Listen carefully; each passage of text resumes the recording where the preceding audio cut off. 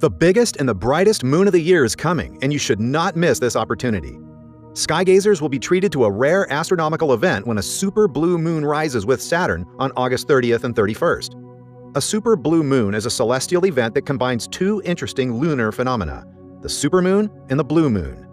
But what makes the super blue moon of 2023 so special is that it's going to take place on the day around which Saturn will be at its closest distance to Earth and appear just a few degrees away from the moon in the sky. But first, to understand what a super blue moon is, it's essential to unpack these two terms individually and then bring them together. The term supermoon describes a full moon that appears larger and brighter in the sky than a typical full moon. But why does this size and brightness variation happen? Well, the moon orbits the Earth in an elliptical or slightly oval trajectory. This means that there are points during its orbit when it's closer to the Earth, its perigee, and points when it's farther away, its apogee. A supermoon occurs when a full moon coincides closely with the perigee, making it appear about 14% larger and 30% brighter than when it's at its farthest point or during a micromoon. Next, we have a blue moon. The phrase "once in a blue moon" denotes a rare event, and this saying draws inspiration from the infrequency of blue moons. Contrary to its name, a blue moon doesn't mean the moon turns blue. Instead, the term blue moon has historically been used to describe unusual lunar events.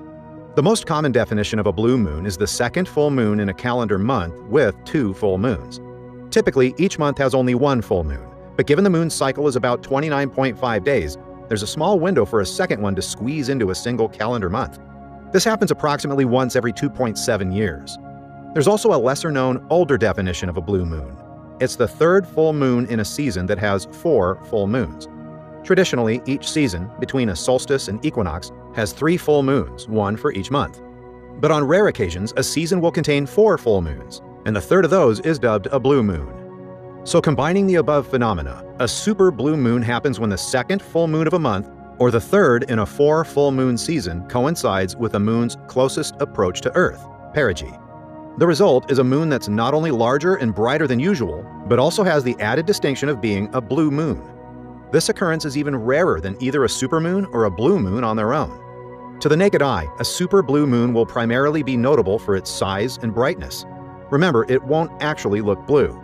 The actual color of the moon can be affected by atmospheric conditions on Earth. For instance, after volcanic eruptions or significant wildfires, the moon can sometimes take on a bluish or even reddish hue due to particles in the atmosphere. However, this coloring is not directly related to the term blue moon. The super blue moon of 2023 will rise on August 30th, and its full phase will occur at 9:35 p.m. Eastern Daylight Time, or 1:35 a.m. Greenwich Mean Time on August 31st. So the night of August 30th to 31st is when the moon will be at its closest to Earth. According to NASA, the moon will be about 357,000 kilometers, or about 220,000 miles away. That's 27,000 kilometers, or about 17,000 miles closer to Earth than average. It's a blue moon because it's the second full moon of August 2023.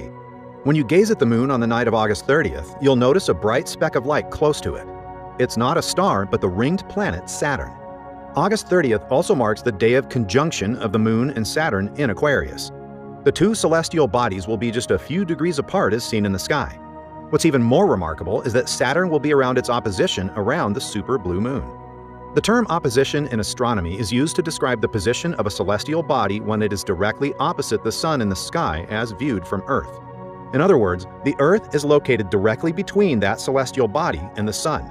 The term is often used in reference to outer planets in our solar system, especially when discussing their visibility from our planet. When it comes to Saturn, or any outer planet, reaching its opposition means that it is at its closest approach to Earth for that year, making it an ideal time for observation.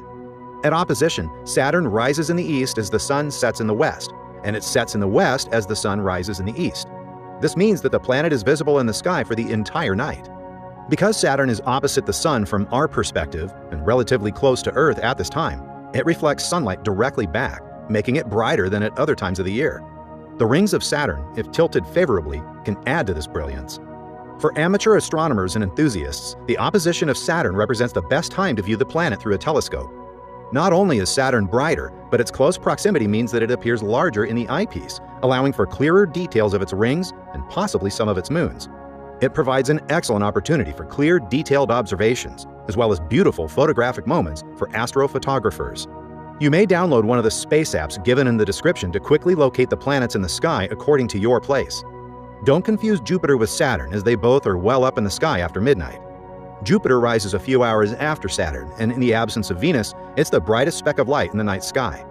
On the night of August 30th and 31st, it'll be noticeably distant from the super blue moon. So, happy sky gazing! And if you want regular astronomy and space updates, make sure to subscribe to our channel, The Secrets of the Universe.